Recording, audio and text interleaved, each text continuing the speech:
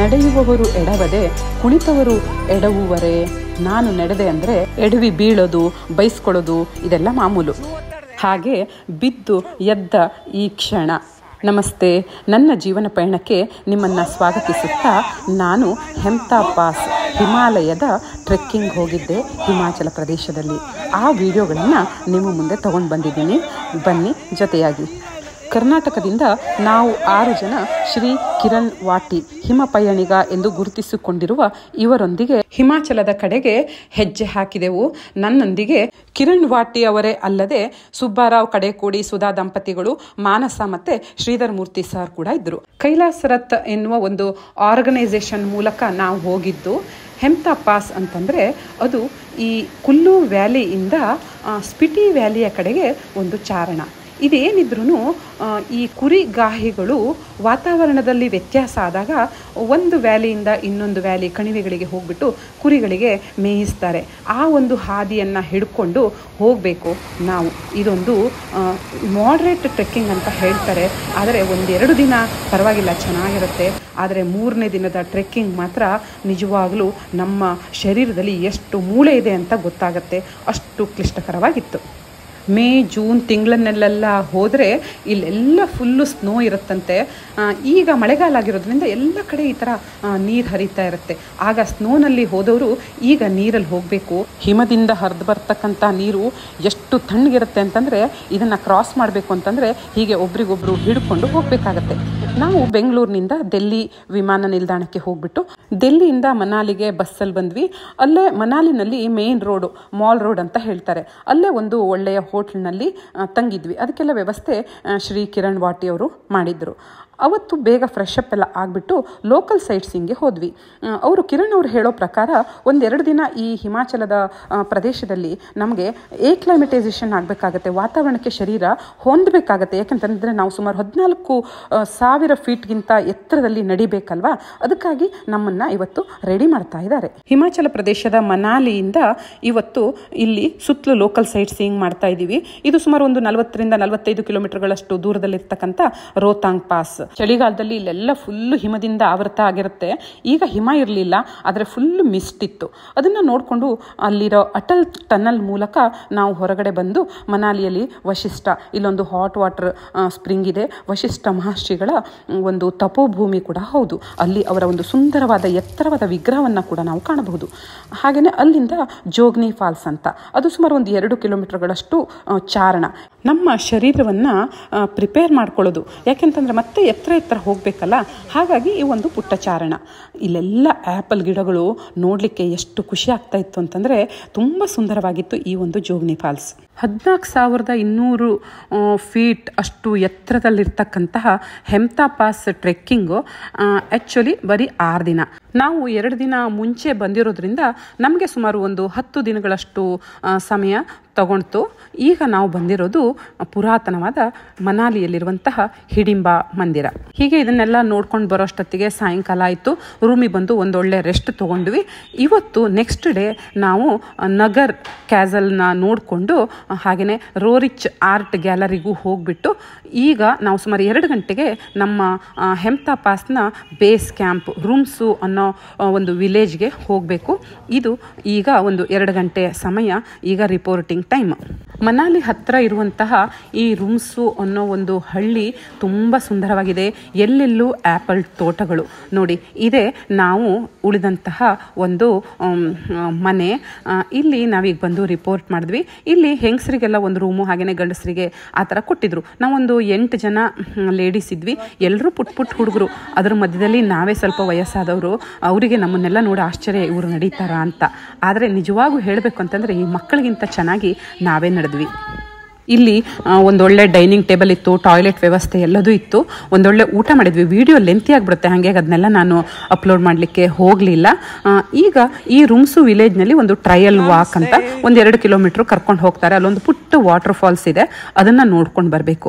ಈ ದಾರಿನಲ್ಲಿ ಹಾದು ಹೋದ್ವಲ್ಲ 1-2 kilometre walking, ಏನು ಚೆನ್ನಾಗಿತ್ತು ಅಂತಂದರೆ ಎಲ್ಲೆಲ್ಲೂ ಆ್ಯಪಲ್ ಗಿಡ. ಕೇಳಿದ್ವಿ ಒಂದು ಸ್ವಲ್ಪ 1-2 kg ಕೊಡಿ ಅಂದರೆ ಅವ್ರು ಹಾಗೆ ತಿನ್ನಿ ಅಂತ ಕೊಟ್ಬಿಟ್ರು.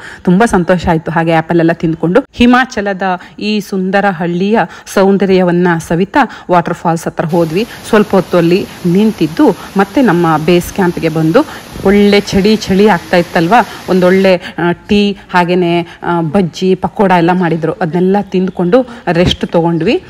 ಮರುದಿನ ನಮ್ಮ ನಿಜವಾದ ಟ್ರೆಕ್ಕಿಂಗ್ ಆರಂಭ. ಈ ಬೇಸ್ ಕ್ಯಾಂಪಲ್ಲಿ ನಾವು ಹೇಗಿರಬೇಕು, ಟ್ರೆಕ್ಕಿಂಗಲ್ಲಿ ಏನೇನು ಮಾಡಬೇಕು ಏನು ಮಾಡಬಾರ್ದು ಅನ್ನೋದರ ಒಂದು ಇನ್ಸ್ಟ್ರಕ್ಷನ್ಸನ್ನೆಲ್ಲ ಕೊಟ್ಟರು. ಹಾಗೆಯೇ ನಮ್ಮ ಗೈಡ್ ಯಾರು ಅಂತ ಕೂಡ ಹೇಳಿದ್ರು.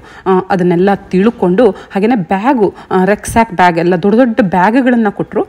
ಅದು ಬ್ಯಾಗಿಗೇನೋ ಬಾಡಿಗೆ ಇರಲಿಲ್ಲ, ಆದರೆ ನಮ್ಮ ಎಕ್ಸ್ಟ್ರಾ ಲಗೇಜನ್ನೆಲ್ಲ ನಾವು ಆ ರೆಕ್ಸ್ಯಾಕ್ ಬ್ಯಾಗಲ್ಲಿ ಹಾಕಿಬಿಟ್ಟು ಕೊಟ್ಟರೆ ಅಲ್ಲಿ ಪೋರ್ಟರ್ಸ್ ಅಂತಂದರೆ ಅವರು ಕುದುರೆಗಳ ಮೇಲೆ ನಾವು ಎಲ್ಲಿ ಹೋಗ್ತೀವಿ ಅಲ್ಲಿ ನಮಗೆ ಆ ಲಗೇಜನ್ನು ತಲುಪಿಸ್ತಾರೆ. ಅದಕ್ಕೆ ಒಂದು 2500 ರೂಪಾಯಿ ಅಷ್ಟವರು ತೊಗೊಂಡ್ರು. ನಾವೊಂದು ಪುಟ್ ಬ್ಯಾಗ್ ಅಷ್ಟೇ ಮಾಡಿಬಿಟ್ಟು ಮತ್ತೆಲ್ಲ ನಮ್ಮ ಹೆಚ್ಚಿನ ಲಗೇಜನ್ನೆಲ್ಲ ನಮಗೇನೇನು ಬೇಕು ಅದರ ಅವಶ್ಯಕತೆ ಇರೋಷ್ಟನ್ನೇ ತೊಗೋಬೇಕು ಅದನ್ನೆಲ್ಲ ಅವ್ರ ಹತ್ರ ಪೋರ್ಟರ್ಸ್ ಹತ್ರ ಕೊಟ್ಬಿಟ್ವಿ.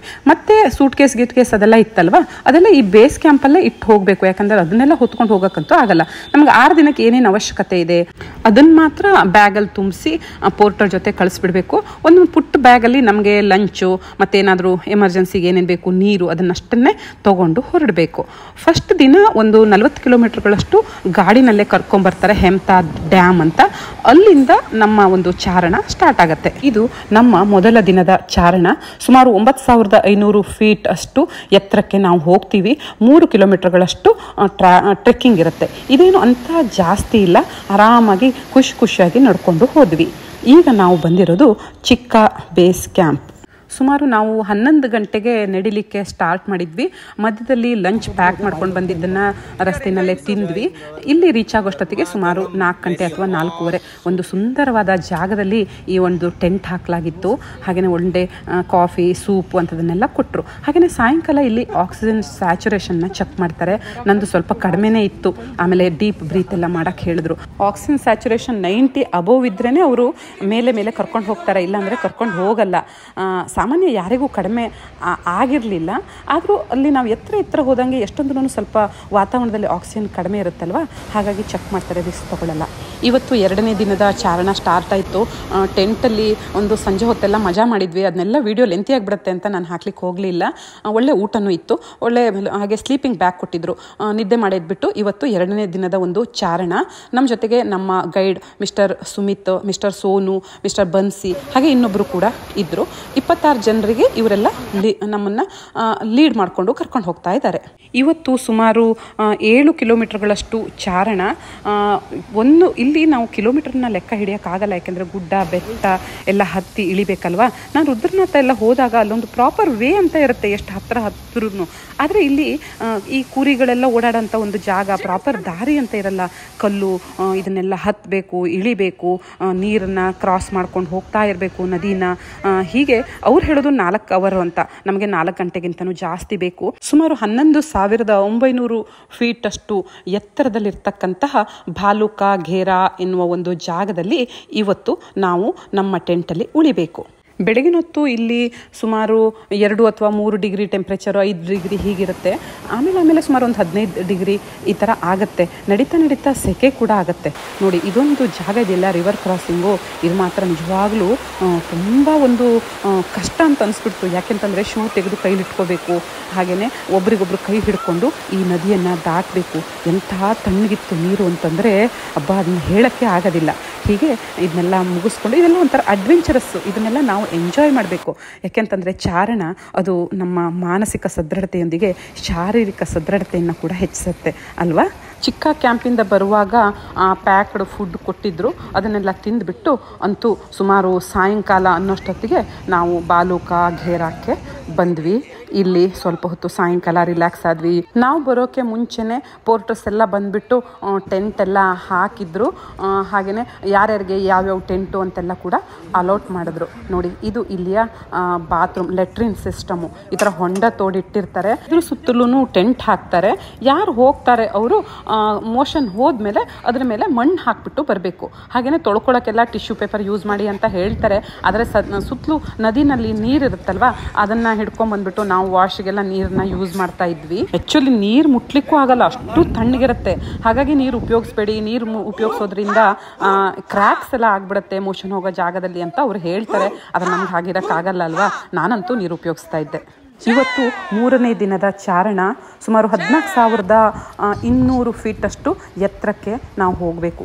ತುಂಬ ಜೋಶಿಂದ ಹೊರಟ್ವಿ.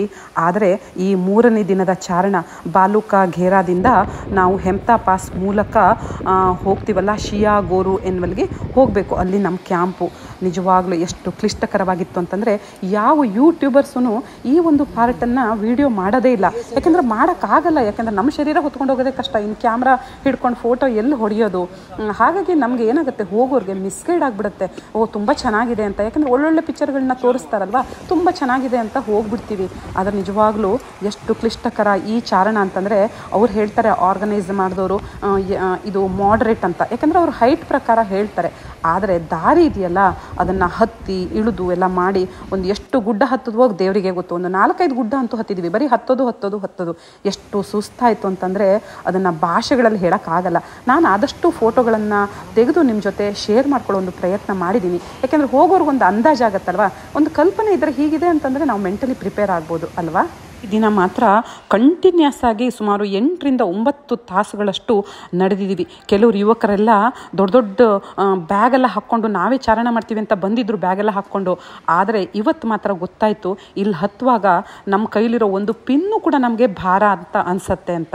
ಅವರು ಕೂಡ ಅಲ್ಲಿ ಕೆಳಗಡೆಗೆ ಬಾಲುಕಾ ಘೇರಾ ಕ್ಯಾಂಪ್ ಸೈಟಲ್ಲಿ ಅದನ್ನು ಪೋರ್ಟರ್ಸ್ಗಳಿಗೆ ಕೊಟ್ಬಿಟ್ಟಿದ್ರು. ಹಾಗಾಗಿ ಎಲ್ಲರೂ ನಿಧಾನವಾಗಿ ಗುಡ್ಡ ಹತ್ತುತ್ತಾ ಬರೀ ಹತ್ತೋದೆ, ಕೆಳಗೆ ಇಳಿಯೋದಂತೂ ಕಾಣಲೇ ಇಲ್ಲ ನಾನು. ನನಗೆ ಚಾರಣ ಹೋಗೋದು ಅಂತಂದರೆ ತುಂಬ ಇಷ್ಟ. ಆದರೆ ಈ ದಿನ ಮಾತ್ರ ಅನಿಸ್ಬಿಡ್ತು ಮನಸ್ಸಿಗೆ, ಅಯ್ಯೋ ಸಾಕು, ಇನ್ನೂ ನನ್ನ ಶರೀರ ಕೋಪ್ರೇಟ್ ಮಾಡಲ್ವೇನೋ ಅಂತ. ನಮ್ಮ ಮನೆಯವ್ರಿಗೆ ಬೇರೆ ಕಾಲು ಫ್ರ್ಯಾಕ್ಚರ್ ಆಗಿರುವಂಥದ್ದು, ಅವ್ರು ಹೇಗೆ ನಡ್ಕೊಂಡು ಬಂದರು ಅಂತ ಅನಿಸ್ಬಿಡ್ತು. ಅಂತೂ ಕ್ಲಿಷ್ಟಕರವಾದ ಚಾರಣದ ನಂತರ ನಮ್ಮ ಒಂದು ಏಮ್, ನಾವು ಎಲ್ಲಿ ತಲುಪಬೇಕು ಅಂತ ಹೇಳಿದ್ವಲ್ಲ ಅಲ್ಲಿ ತಲುಪಿದ್ವಿ, ಹೆಮ್ತಾ ಪಾಸ್. ಎಷ್ಟು ಸಂತೋಷ ಆಯಿತು ಅಂತಂದರೆ, ಈ ಜಾಗ ತುಂಬ ಎತ್ತರದಲ್ಲಿದೆ, 14,200 ಮೀಟ್ರಷ್ಟು ಎತ್ತರದಲ್ಲಿದೆಯಲ್ವಾ. ಎಲ್ಲ ಕಡೆ ಮೋಡ. ಇಲ್ಲಿ ಗ್ರೂಪ್ನವರೆಲ್ಲ ಸೇರಿಕೊಂಡು ಒಂದು ಒಳ್ಳೆ ಫೋಟೋ, ಹಾಗೆಯೇ ಜೋಶಲ್ಲಿ, ಯಾಕೆಂದರೆ ಶಕ್ತಿ ತುಂಬಬೇಕಲ್ಲ, ಹಾಗಾಗಿ ಎಲ್ಲ ಕೂಗಾಡಿಕೊಂಡು ಈಗ ಇದೆಯಲ್ವಾ.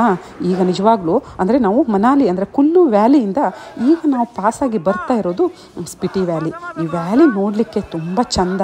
ಆದರೆ ಮಳೆ ಬಂದುಬಿಡ್ತು ಈ ಸಮಯದಲ್ಲಿ, ಹಾಗಾಗಿ ಇಲ್ಲಿ ಇಳಿಯೋದಿದೆಯಲ್ಲ ಅದು ಕೂಡ ಇಂಥ ಕ್ಲಿಷ್ಟಕರವಾಗಿತ್ತು ಅಂತಂದರೆ ಅದನ್ನು ಭಾಷೆನಲ್ಲಿ ಹೇಳೋಕ್ಕಾಗಲ್ಲ. ಕ್ಯಾಂಪ್ ಸೈಟಿಂದ ಇವತ್ತು ಪರೋಟ ಲಂಚ್ ಪ್ಯಾಕ್ ಮಾಡ್ಕೊಂಡು ಬಂದಿದ್ವಿ. ಆದರೆ ಇಲ್ಲಿ ಚಳಿ, ಈ ಒಂದು ಸುಸ್ತಾಗ್ಬಿಟ್ಟಿತ್ತಲ್ವ, ತಿನ್ಲಿಕ್ಕಂತೂ ಸೇರಲೇ ಇಲ್ಲ.